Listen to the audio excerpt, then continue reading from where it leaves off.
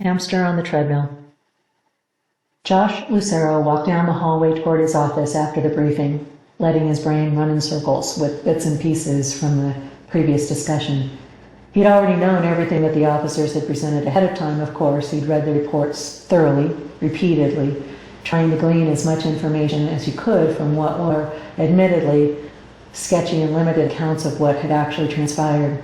He'd also pulled both sets of officers aside before the briefing, except for Wilkins, who had showed up late, to review everything with them, hoping for a mutual exchange of information that would lead to a clearer vision of what was happening.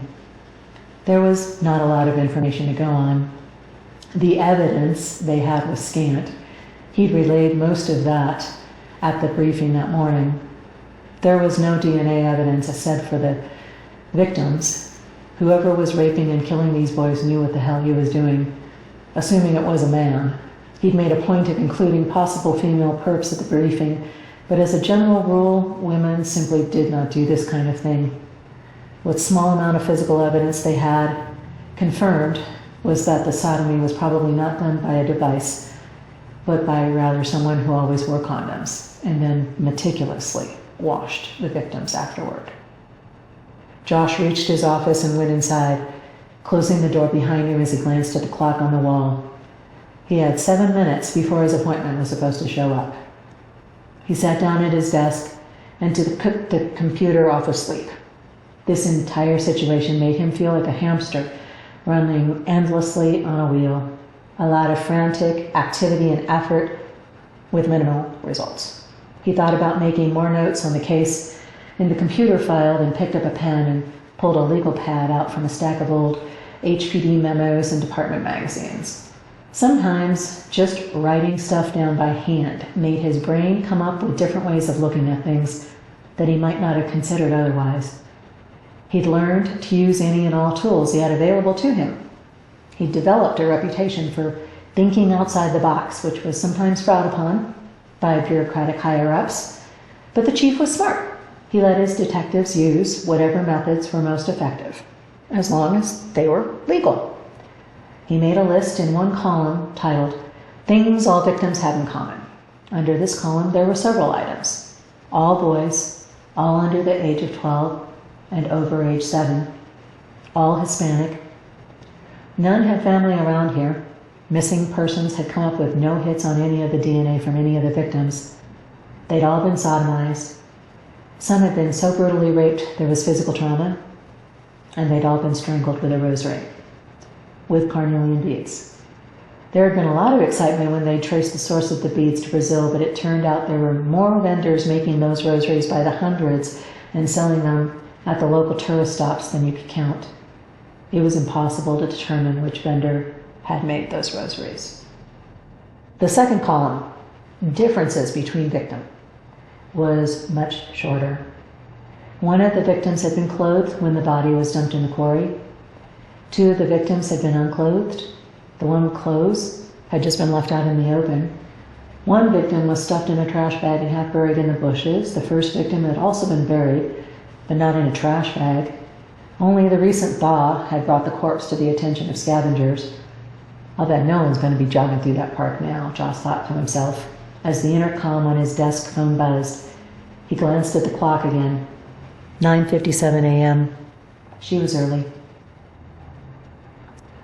A secret little garden.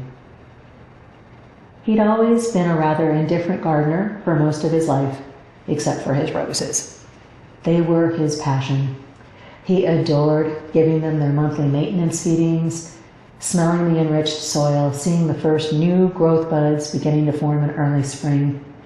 All of that effort resulting in glorious color and scent as the first flowers finally bloomed.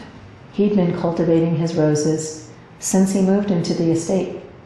It was a promise he had made to himself when he moved to Houston and bought La Hacienda. His uncle had taught him, when he was small, back home, how to prepare the soil, how and when to add certain nutrients to the soil, how to prune and water the tender shoots.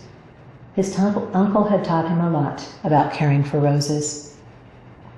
He made it a habit to always do his gardening on the Sunday of every 3rd week in his schedule.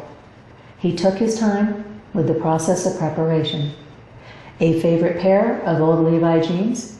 He'd never be caught wearing anything other brand of jeans. And a short or long sleeve t-shirt, over which he pulled on Carhartt coveralls. Padding through the kitchen in his house slippers to the back porch mudroom, he sat on a small wooden bench and slid his feet out of his slippers. Lifting his legs up and over the bench, he turned around. He put his feet into the galoshes that were waiting on the other side of the bench. He put bicycle pant clips on both legs to keep the pant legs' bottoms secured, then put on knee pads. He stood up and grabbed the small pail with gloves, trowel, clippers, and other small gardening tools inside, then the empty dirt bucket. Carefully mixing the fertilizer in the bucket, he headed out to the garden. The rose garden wasn't really secret in any true sense of the word, but it was easy to overlook that bit of the garden if you didn't know it was there. A hedge of forsythia provided early color while creating a partial screen that shaded the roses from the worst of the summer sun. He followed one of the many winding pathways through the lawns, beds of bright pastel petunias, geraniums, and other mixed annuals that the gardeners put in every year, providing pockets of color in the midst of all the greenery, then made his way along the forsythia screen and around to his roses. He carefully examined each rose bush.